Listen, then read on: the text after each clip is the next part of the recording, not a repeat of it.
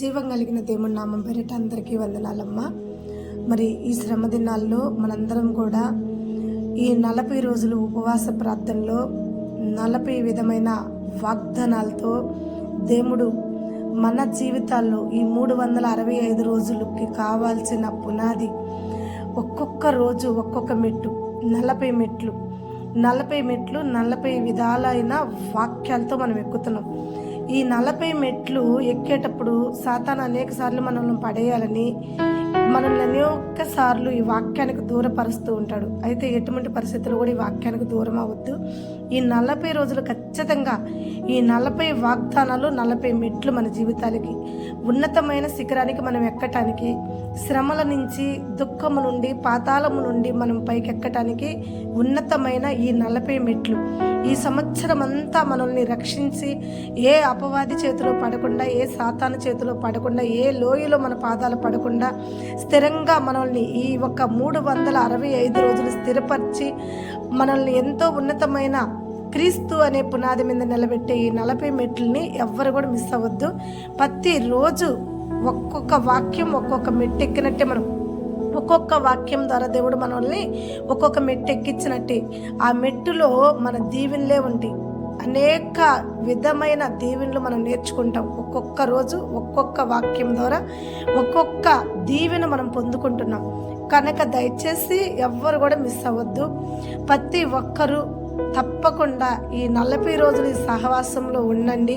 ఎందుకంటే ఏది కూడా మధ్యలో వచ్చి మధ్యలో వెళ్ళేటట్టు ఉండకూడదు. అట్లా ఉన్నప్పుడు నీ జీవితం, నా జీవితం మధ్య రకంగానే ఉంటుంది. ఏదైనా సరే ఆరంభం నుండి ముగింపు వరకు ఆయనతో సహవాసం చేయగలిగితేనే అప్పుడే మనం సాతాన్ని జయించగలుగుతాం. అప్పుడే మనం శ్రమలను జయించగలుగుతాం. ఉన్నతమైన శిఖరానికి ఎక్కగలుగుతాం. ఉన్నతమైన పునాదిని నిలబెట్టుకోగలుగుతాం. దయచేసి ఈ 40 రోజులే కాదు, మన జీవిత కాలమంతా కూడా దేవుడితో సహవాసం కలిసి ఉండాలని నేను కోరుకుంటున్నా. అయితే సంవత్సరంలో 40 రోజులు మనకి ఇది ఉన్నతమైన సమయం కాబట్టి 365 రోజులు మనం ఆశీర్వదింపబడుట కొరకు ఈ 40 రోజులు మనందరం శ్రమ పడదాం. 40 వాక్యాలు మనం నేర్చుకుందాం. ఈ 40 వాక్యాలు 40 మెట్టులు మనకి ప్రతిరోజు ఒక మెట్టు ఎక్కుదాం. ఏ రోజైనా సరే ఈ మెట్టు నువ్వు ఎక్కకపోతే మరునాడు నీకు చాలా ఇబ్బంది. కాబట్టి ప్రతిరోజు క్రమంగా ఈ వాక్యాన్ని వినండి. ఈ వాక్యం మీతో మాట్లాడుతున్న దాన్ని బట్టి మిమ్మల్ని మీరు సరి చేసుకుంటూ, మిమ్మల్ని మీరు దీవించబడుతూ, మిమ్మల్ని మీరు బలపరచుకోండి. అంతేకాకుండా అనేకరికి బలహీనలకు కూడా ఈ వాక్యాన్ని ఫార్వర్డ్ చేయండి. దయచేసి ఈ ఛానల్ని సబ్స్క్రైబ్ చేసుకోండి, లైక్ చేయండి, అనేకరికి ఫార్వర్డ్ చేయండి. తప్పకుండా ఈ వాక్యమిని మీరెలా రక్షింపబడుతున్నారు, మీరెలా ఓదార్చబడుతున్నారు, మీరెలా బలపడుతున్నారు, అలాగే అనేక నశించేవారు కూడా బలపడుటకు, ఓదార్చబడుటకు, దీవించబడుటకు మీరు కూడా పాలి భాగస్థులుగా ఉండాలని ప్రభు ఈ మాటలు మీకు తెలియజేస్తున్నాడు. తప్పకుండా చెవినొగ్గి ఆ మాట ఆలకిస్తారని నేను కూడా మీ కొరకు ప్రార్థిస్తున్నా. మరి వాక్యంలోకి మనం వెళ్దాం. ప్రతిరోజు మనం ఒక మెట్టు చూసుకుంటూ వస్తున్నాం. మొదటి మెట్టు మనం చూసుకున్నట్టుకుంటే సాతాన్ని జయించే మెట్టు. అది యేసు ప్రభువే స్వయంగా ఆ సాతాన్ని పడగొట్టి ఆ యేసు ప్రభు ఒక పునాది స్థిరపరచుకున్నాడు కనుక మనం కూడా మొదటి మెట్టుగా సాతాన్ని పడగొట్టుకున్నాం. సాతాన్ని ఓడించే ప్రార్థన ఎలా ఉంటుందో మనం నేర్చుకున్నాం. అపవాదైన సాతాన్ని ఎలా ఓడించాలో మనం నేర్చుకున్నాం. రెండోదిగా వస్తే మనం రక్షింపబడుట ఎలా, నీతిమంతుడైన రక్షింపబడిన మనం ఒక నవాహును చూసాము. అనేక విధాలుగా అనేక శ్రమల్లో నశించిపోయే జనం మధ్య ఉన్నా కానీ అతడు ఒక నీతిని బట్టి దేవుడి వద్ద భయంకరమైన పెలుతుపాను వద్ద రక్షింపబడి తనతో పాటు తన కుటుంబాన్ని రక్షించుకోవటం మనం చూసాం. మరి మూడవదిగా వస్తే రేపేం జరుగుతుందో తెలియని మన జీవితాలకి, అలాగే నేడేం జరిగిద్దో తెలియని మన పరిస్థితులకి, కానీ మోషే ముందుగానే అపాయాన్ని రాకుండా దేవుడి చిత్తం ఆల్రెడీ ఒకసారి కష్టాలు వచ్చినాయి, అపాయాలు వచ్చినాయి, మరొకసారి అవకాశం లేకుండా ముందుగానే దేవుడి చిత్తం తెలుసుకుని దేవుడికి ఇష్టలుగా నడవాలని చెప్పి దేవుడి వద్ద ఉపవాసం ఉండి ప్రార్థన చేసినప్పుడు దేవాతి దేవుడు 10 ఆజ్ఞలు మోషేకి ఇచ్చినప్పుడు ఆ ఆజ్ఞలు మనందరం కూడా సరి చేసుకోవడానికి ఎంతో ఉపయోగపడే మెట్టు 3వ మెట్టు. ఇక 4వ మెట్టు వస్తే చేతులు కాళ్ళకు ఆకులు పట్టుకోవటం కాకుండా దేవుడి సన్నిధిలో మొదటగానే మనం ప్రార్థన చేయాలి. ప్రార్థన చేస్తున్నప్పుడు శత్రువుల మీద విజయం అనే వాక్యం మనం చూసుకున్నాం. ఇక 5వది వస్తే మన శత్రువును కూడా క్షమించగలిగిన గొప్ప ప్రార్థన దావీదు ద్వారా మనం చూసుకున్నాం. ప్రియమైన బిడ్డలారా, ఇలా 5 ప్రార్థనలు మనం చూసుకున్నాం. ఈరోజు మనం 6వ ప్రార్థనలోకి వెళ్తున్నాం. ఈ యొక్క 6వ మెట్టు ఏంటి, ఈ 6వ మెట్టు ద్వారా మనం నేర్చుకోవాల్సిన విధానం ఏంటి, ఈ 6వ మెట్టులో మనం నేర్చుకోబోతున్న వాక్యం ఏంటి అనేది మనం చూసుకున్నట్టుకుంటే 2 సాముయేలు గ్రంథం 12వ అధ్యాయము 17వ వచనంలో ఈరోజు మనం కొన్ని మాటలు, ఈ ఒక 6వ మెట్టు ఎవరో కాదు, మన పితరుడైన దావీదు గురించి ఈరోజు కూడా మనం తెలుసుకోబోతున్నాం. దావీదు ఈ ఒక్క 2 సాముయేలు గ్రంథం 12వ అధ్యాయం 17వ వచనంలో మనం కొన్ని మాటలు చూస్తాం. దావీదు తన బిడ్డ నిమిత్తం ప్రార్థన చేయటం, తన బిడ్డ నిమిత్తం 7 రోజులు ఉపవాసం ఉండటం, కన్నీరు విడిచటం చూస్తాం. కానీ ఆ ఒక్క కన్నీరు, ఆ ఉపవాసం వ్యర్థమే. ఎందుకంటే ఆ బిడ్డ, ఏ బిడ్డ కొరకైతే దావీదు ఉపవాసం ఉన్నాడు, ఏ బిడ్డ నిమిత్తం అయితే కన్నీరు విడిచాడు, ఏ బిడ్డ నిమిత్తం అయితే దేవుడి వద్ద ప్రయాసపడ్డాడు, కానీ ఆ బిడ్డ బతకలేదు, ఆ బిడ్డ మరణించాడు. అయితే ఈరోజు మనం ఈ వాక్యం ద్వారా ఏం నేర్చుకుంటాం ఆత్మీయ తల్లి అని మీరు అందరూ నన్ను అడిగితే ఇక్కడే ఉంది చూడండి. ఏంటంటే మనకు మరుగైన చాలా ఉంటాయి ఈ వాక్యంలో. మనం అర్థం చేసుకోలేని, మనకు లోతులు తెలుసుకోలేని చాలా ఉంటాయి. కనుకనే దేవుడు ఏం చేస్తాడంటే సేవకుల ద్వారా మీకు ఆ మర్మాలు, ఆ లోతులు తెలియజేస్తుంటాడు అనమాట. చూడండి, ఇక్కడ సింపుల్గా ఉంది కదా, దావీదు ఉపవాస ప్రార్థన వ్యర్థమైంది కదా, ఇది మనం నేర్చుకునేది ఏముంది అని అంటే ఇందులో నేర్చుకోవాల్సింది చాలా ఉంది. ఎలా అంటామా, చూడండి, కొన్నిసార్లు దేవుడికి మనము కూడా ఎలాంటి ప్రార్థనలు చేస్తున్నాము, ఎలాంటి ఉపవాసాలు ఉంటున్నాము, మన ప్రార్థనలకి జవాబు రాలేదు, సమాధానం రాలేదు, అయ్యో అంత నష్టమేని అనుకుంటుంటాం. కానీ ఇది కరెక్ట్ కాదనేది ఈ వాక్యం. దావీదు అలా అనుకోలేదు. ఇది నష్టపోయాను, నా ఉపవాసం అంతా వ్యర్థము, నా ప్రార్థన అంతా వ్యర్థము అనుకోలే. దావీదు తెలుసుకున్న విషయం ఏంటంటే ఇది తండ్రి చిత్తము కాదు. మనం కూడా చాలాసార్లు ఉపవాసం ఉండి ఆ ఉపవాస సమయంలో మనం అనుకున్న పనులు జరగలేదని చెప్పి చాలా కుంగిపోతుంటాము. కానీ తండ్రి చిత్తము కాదు అని తెలుసుకోలేం కదా. కానీ అవి జరగలేదు అంటే మనం ఉపవాసం ఉన్నా, మనం కష్టపడ్డా, మనం ప్రార్థించినా ఆ పని అవ్వలేదు, ఆ పని జరగలేదు అంటే దేవుడు వినలేదు అని కాదు, దేవుడి చిత్తము కాదు అని తెలుసుకోండి. అది దేవుడి చిత్తం కాదు, అందుకనే అది మరుగైందేమో. అయితే అలాగే ఉంటుందా లైఫ్, ఇంతేనా నా జీవితం అని అనుకోవాక దావీదు అలా అనుకోలేదు. మనందరం తెలుసు, 7 రోజులు దావీదు భోజనం చేయక నేల మీద పొనుకుని కన్నీరు కాడుస్తూ ప్రార్థించినప్పుడు ఆ ఇంటి వారు, ఆ పనివారు అందరూ కూడా అనుకున్నారు, ఆ బిడ్డ చనిపోయినప్పుడు, బిడ్డ ఊపిరితో ఉన్నప్పుడే మనొక యజమాని కన్నీరు విడుస్తూ భోజనం తినకుండా నేల మీద పొనుకుని చాలా ఇబ్బంది పడ్డాడు. అయితే ఇప్పుడు బిడ్డ మరణించింది. అయితే ఇప్పుడు ఇంకా కుంగిపోతాడా, ఇప్పుడే ఇంకా బలహీనుడైపోతాడా, ఇప్పుడు ఇంకా దేవుడికి దూరం అయిపోతాడా, ఏమవుతాడు ఈతడు అని చెప్పి వాళ్ళల్లో వాళ్లే మాట్లాడుకుంటున్నప్పుడు ఆ మాటలు దావీదు చెవున పడినప్పుడు దావీదు ఎమ్మటనే లేచి పోయి బావి వద్దకు వెళ్ళి చక్కగా స్నానం చేసి ఆ మురికి బట్టలు తీసి పడివేసి దేవుడి సన్నిధిలోకి వెళ్ళి దేవుడి వద్ద ఆరాధించి ప్రార్థించుకుని చక్కగా ఇంటికి వచ్చి భోజనం చేశాడన్నది వాక్యం సెలవిస్తుంది. అయితే అక్కడున్న జనాలకు కూడా ఏం అర్థం కాలేదు. ఇప్పుడు మనకు అర్థం కాక మనం కూడా ఆశ్చర్యపోయి చూస్తుంటాం కదా, ఇదేందా, బిడ్డ కొనుపురతో ఉన్నప్పుడు ఏడ్చాడు, బాధపడ్డాడు, బిడ్డ కొరకు ప్రార్థించాడు, కానీ బిడ్డ చనిపోతే కొంచెం కూడా ఏడవలేదు, బాధపడలేదు, కొంచెం కూడా దేవుడిని నిందించలేదు, చక్కగా పోయి దేవుడి ఆలయంలోకి పోయి ప్రార్థన చేసుకుని వచ్చి భోజనం చేస్తున్నాడని మనకి ఎలా అనిపిస్తుందో వాళ్ళకి కూడా ఆ రోజు అలాగే అనిపించింది. అలా అనిపించినప్పుడు దావీదుని ఆల్రెడీ వాళ్ళు అడిగారు కూడా, ఏందయ్యా ఈ పరిస్థితి అని అడిగినప్పుడు దావీదు ఇస్తున్న సమాధానం ఏంటంటే, బిడ్డ ఊపిరితో ఉన్నప్పుడు తండ్రి తన చిత్త ప్రకారంగా బతికిస్తాడేమోనని ఒక ఆశతో నేను ప్రార్థించాను, ఉపవాసం ఉన్నాను. కానీ బిడ్డ ఊపిరి పోయినాక నేను ఉపవాసం ఉండాల్సిన అవసరం లేదు. దాని నిమిత్తం, తండ్రికి ఇష్టం కాని దాని నిమిత్తం, తండ్రికి వ్యతిరేకమైన అంశం నిమిత్తం నేను ఎత్తిపట్టి ప్రార్థించి దేవుని నిందించుట అది నాకు దూరం అవ్వను గాక. అలా నేను చెయ్యను.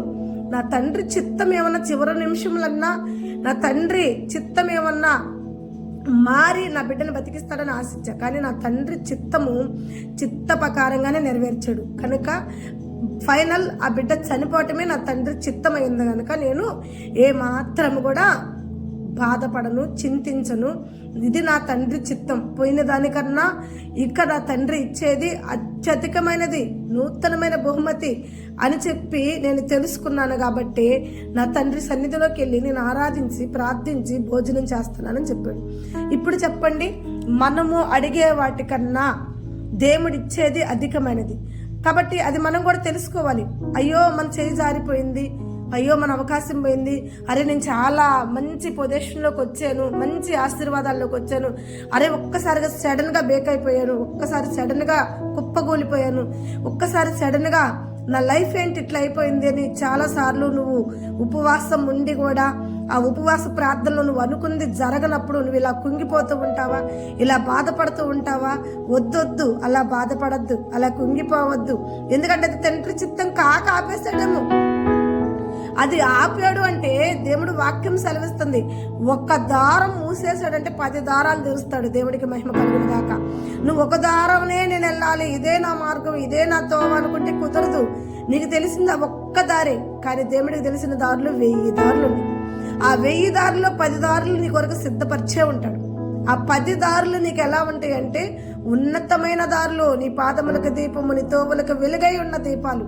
అలాంటి మేలుకరమైన బాటల్లో దేవుడు నిన్ను నడిపిస్తాడు, మేలుకరమైన బాటల్లో నిన్ను నిలబెడతాడు దేవుడు. కనుక ముయ్యబడిన ద్వారం కాడ కూర్చుని ఏడ్చే అలవాట్లు ఉండకూడదు మనకి.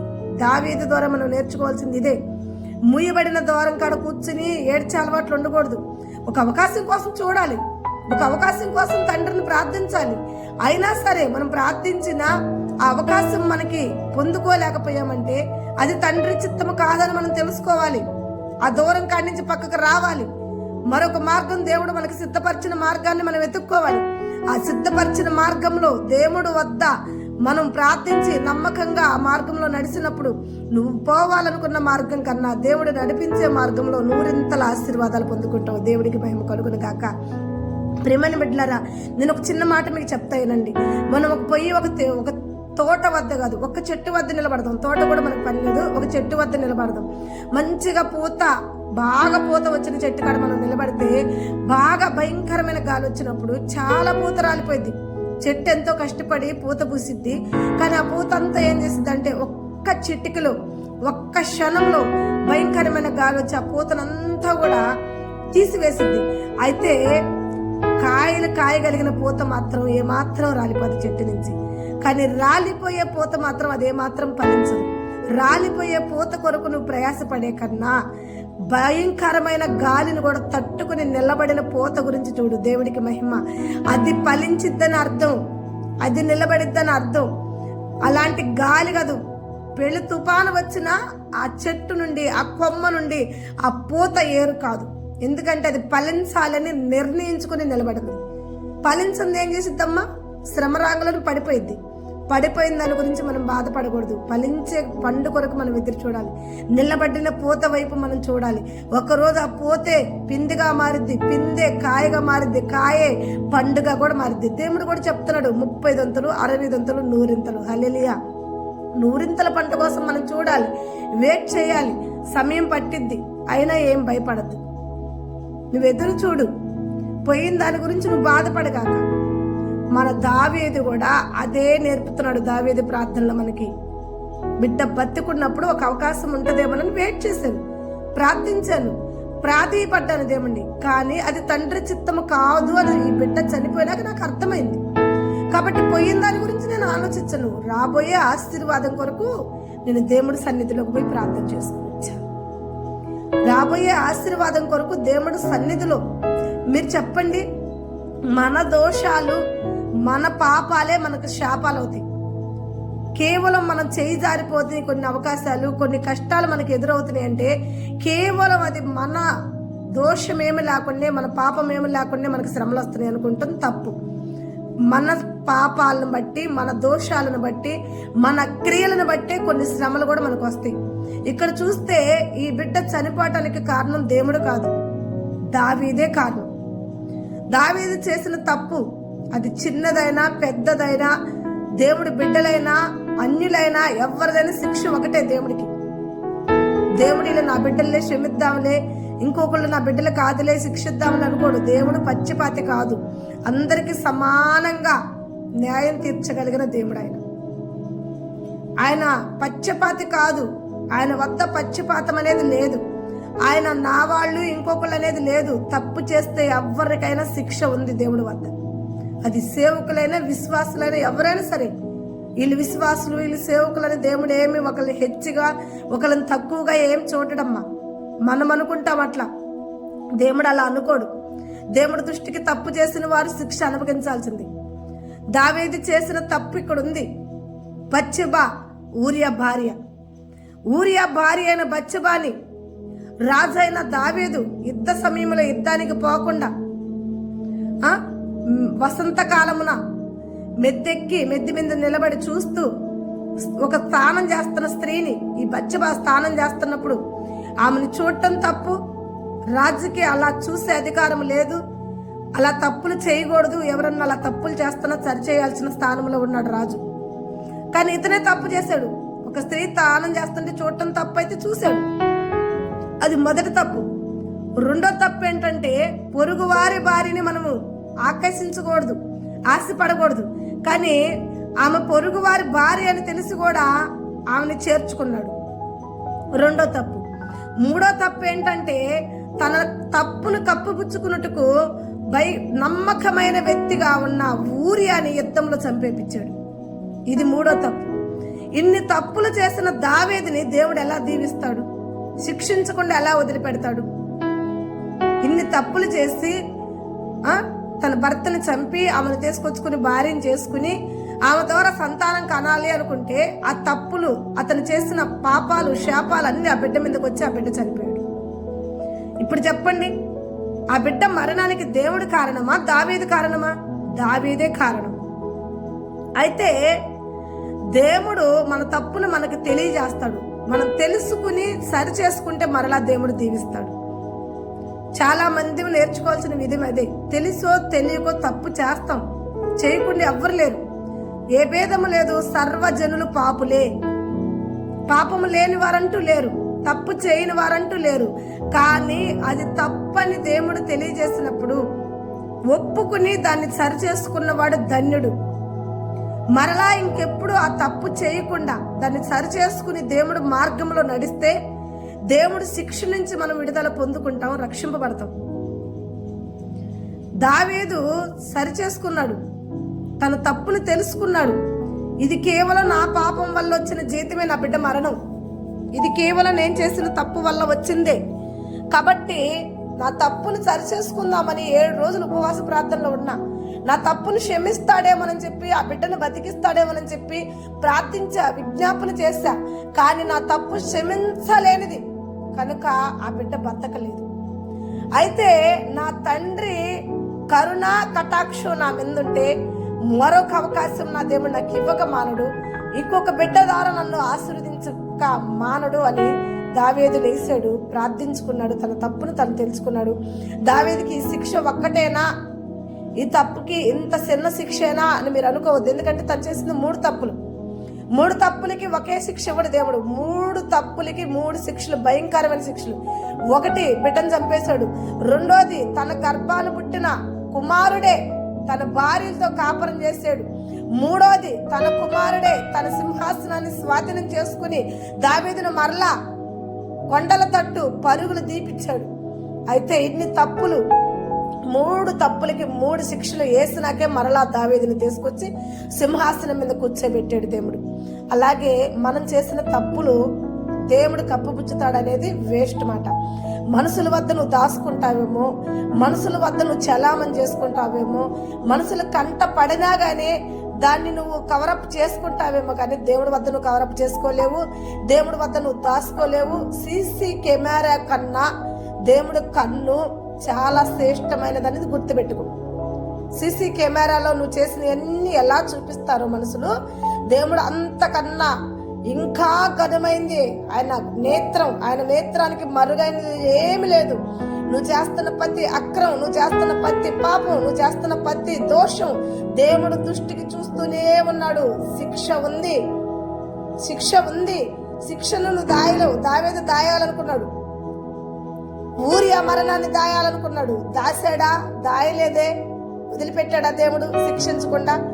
కనుక ఈరోజు ఈ వాక్యం ద్వారా మనం నేర్చుకుంటున్న విధానం ఏంటంటే, మనం ఒక తప్పు చేస్తున్నప్పుడు తెలియక చేస్తే దేవుడు క్షమిస్తాడు, తెలిసి చేస్తే శిక్ష.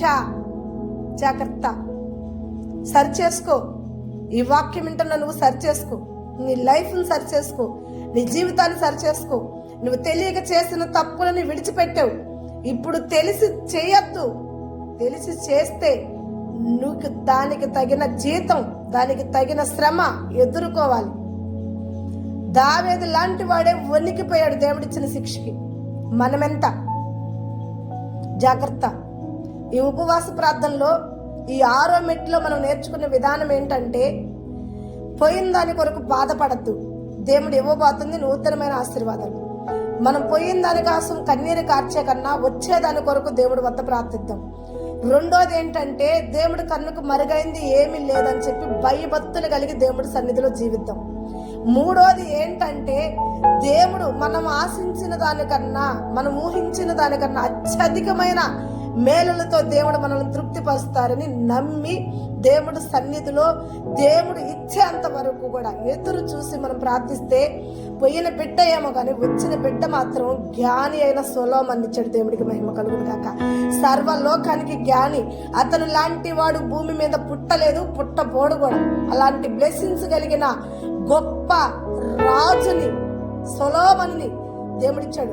పోయిన బిడ్డ కన్నా వచ్చిన బిడ్డ చాలా ఆశీర్వాదంగా కనపడుతున్నాడు. ప్రియమైన బిడ్డలారా, కనుక ఈ 3 విషయాలు మనం తెలుసుకుని దేవుడి వద్ద మనం ప్రార్థన చేసినప్పుడు దేవుడు తప్పకుండా మనల్ని దీవిస్తాడు. ఈ 6వ మెట్టు మనం చూసాం కదా, ప్రతిరోజు క్రమంగా ఈ 40 రోజులు 40 మెట్లు. జాగ్రత్త, ఒకరోజు మెట్టు మిస్ అయినా మరలా నువ్వు ఎక్కే ప్రయాణం ఆగిపోయిద్దేమో. జాగ్రత్త, మరి ఏమాత్రం మిస్ అవని గాక. ప్రతిరోజు క్రమంగా ఈ 40 రోజులు ఈ 40 మెట్లు ఒక్కొక్క మెట్టు ఎక్కువ.